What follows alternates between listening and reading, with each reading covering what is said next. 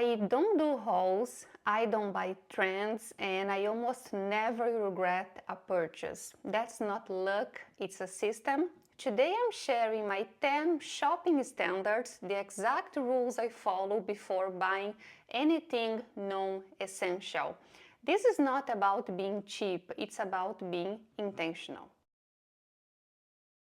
My shopping standard number one is I buy for my real life, not for a fantasy version of myself that I wish existed. This is really important. I used to buy for the person I imagine being, the one who goes to more events, who travels more, the person that has a different daily life. That person doesn't exist. Now I buy for my real life, what I actually do and wear and use every day. If something only works for a lifestyle that I still don't have, I don't buy it, because my real life these days is I work from home most of the time, I run errands every day, sometimes I go out for leisure, very sometimes I have dinner, I exercise every day, that's my daily life. Even though I see a very gorgeous dress that I love, I have nowhere to go. Or the influencer type of clothing. I'm not an influencer. So I buy for my real life and I use and wear my stuff every day. Nothing is in the closet, just collecting dust. For example, now I'm sitting here filming for you, wearing sweater, white pants. That's what I wear every day. And right next to me, if I just turn the camera a little bit, I have laundry to fold right after this video. That's my daily life, and many of us buy for a fantasy self. I will have an event, a party or something.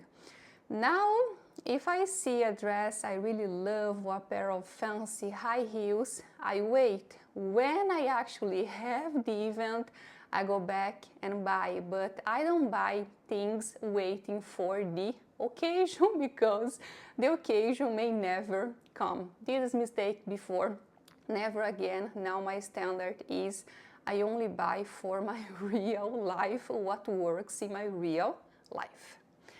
My standard number two is quality over quantity, because this is a mindset.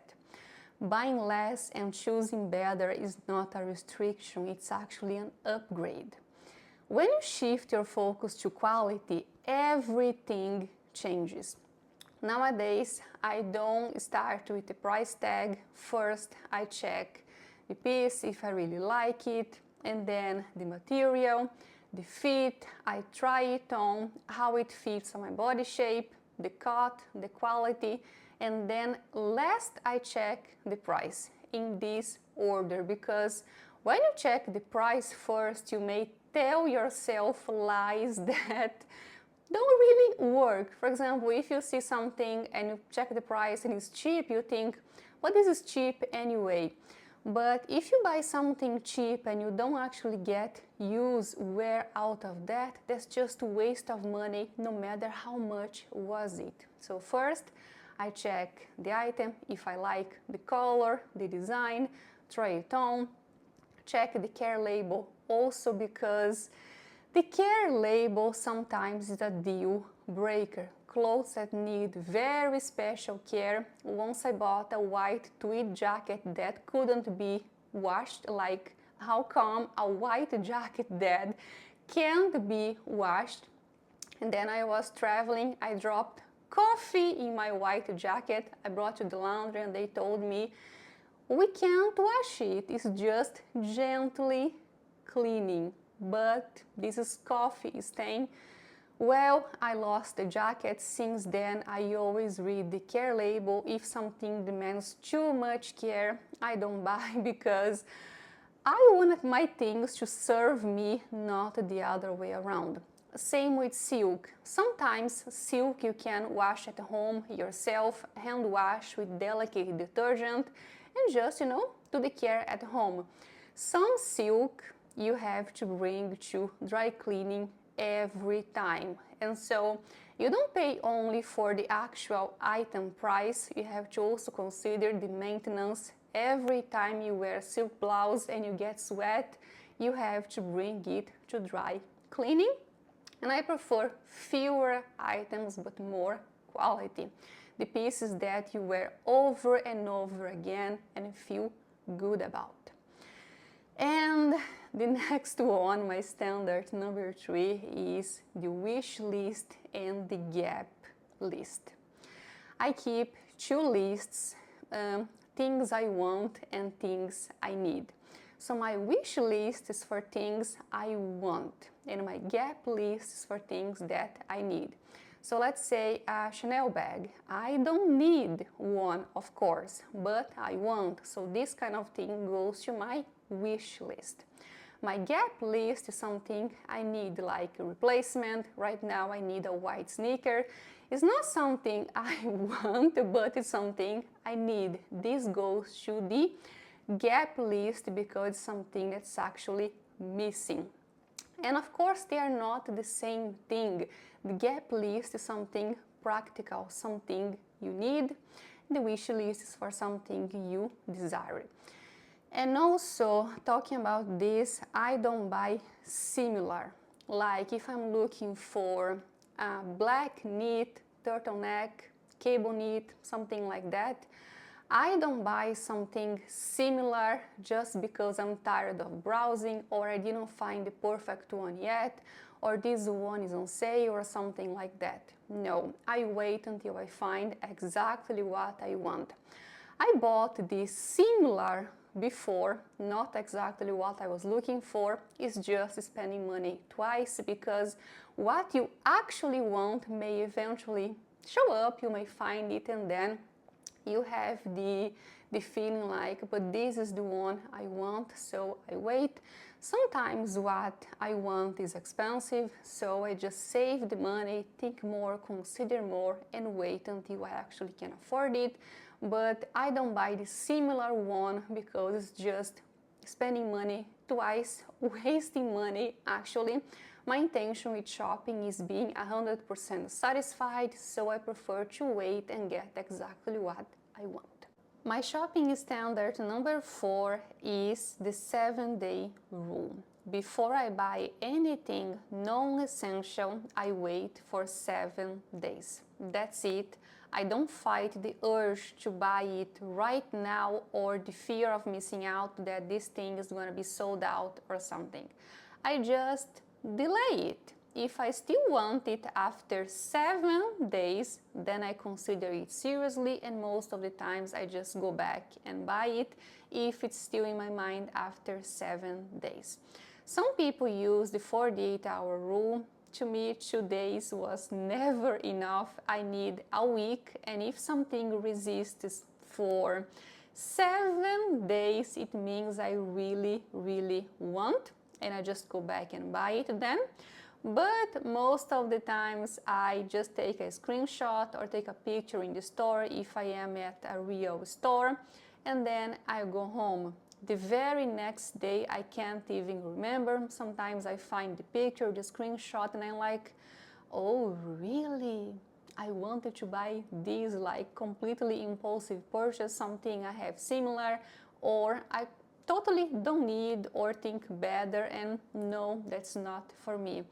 This works very much, and once, I think it was 2021, I kept a list of what I almost bought, and for my surprise, by the end of the year, I had saved almost 20,000 of things that I even didn't remember in what occasion I almost bought the things. I just kept the record, just writing what I almost bought and the price, and when I did the math, almost 20,000 saved for things that I didn't buy. This rule works really, really well and saves me tons of money just waiting for 7 days. And my standard number 5 for shopping is I always pay in full. I know people don't like to hear this, but if I can't pay it now, it means I can't truly afford it, and to me, buy now, pay later doesn't exist in my life. I was trapped in the past. I had credit card debt several years ago, 7 or 8 years ago, because of shopping, because I bought things I couldn't afford. Never again.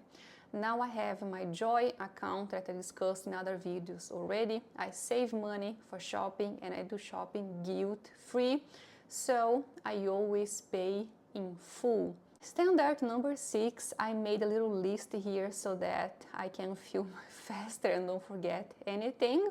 Standard number 6 is the 5 to 10 year test. Before I buy something, again, I ask myself, for how long will I love this? Will it last 5 or 10 years? Not everything will last 5 or 10 years, like a pair of sneakers that you actually wear every day may not last, but my question is if this is lasting long enough or not. Same for my taste. Will I love this sweater for the next 5 or 10 years, or this is just for a season? I don't buy anything just for one season.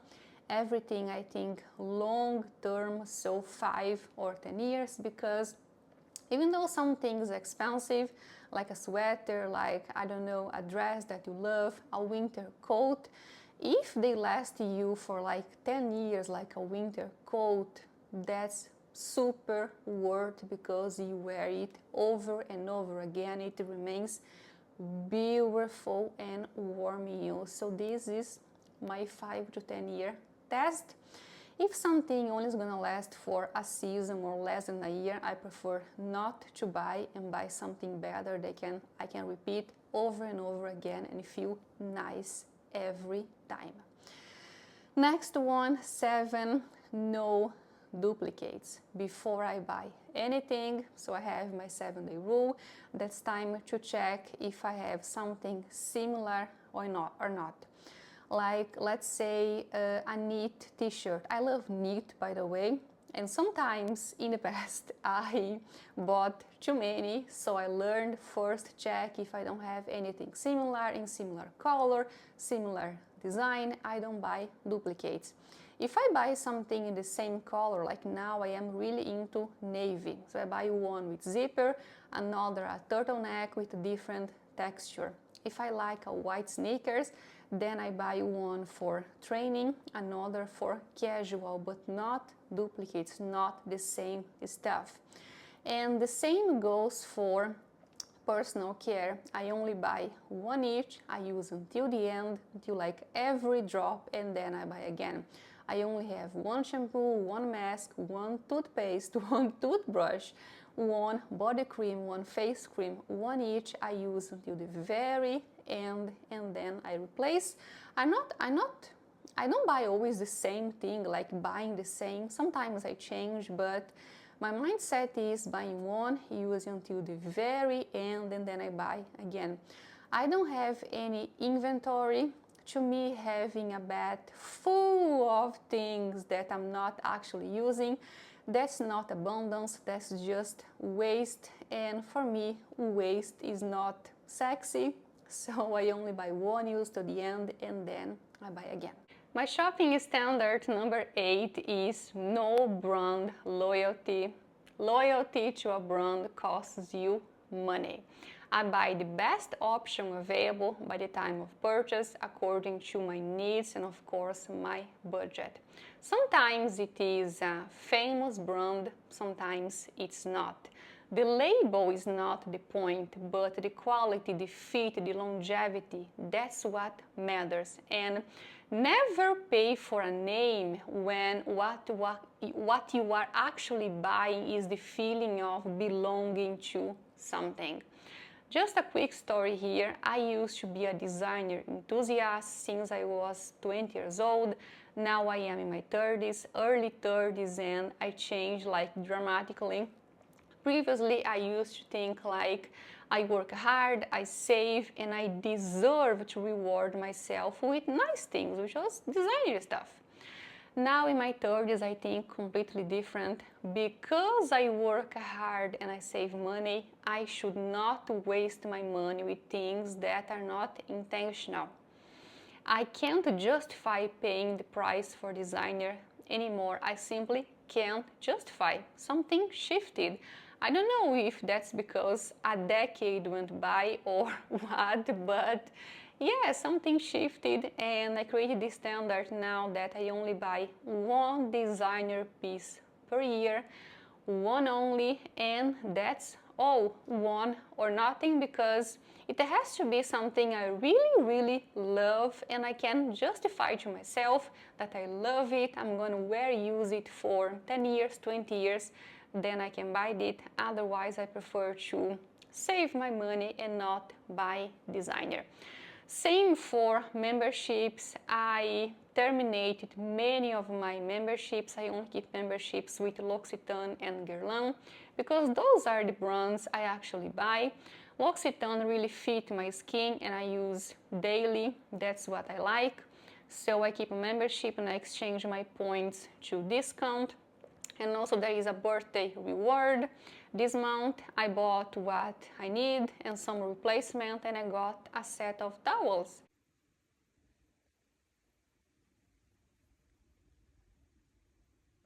Just towels, but that's something useful, at least to me. That's something nice. You get a reward because you buy from the brand. You don't buy because you have the membership and you have the obligation to buy something. No, if it's like that, it's costing you money. So membership only if you like the brand, you buy from the brand and then you get reward.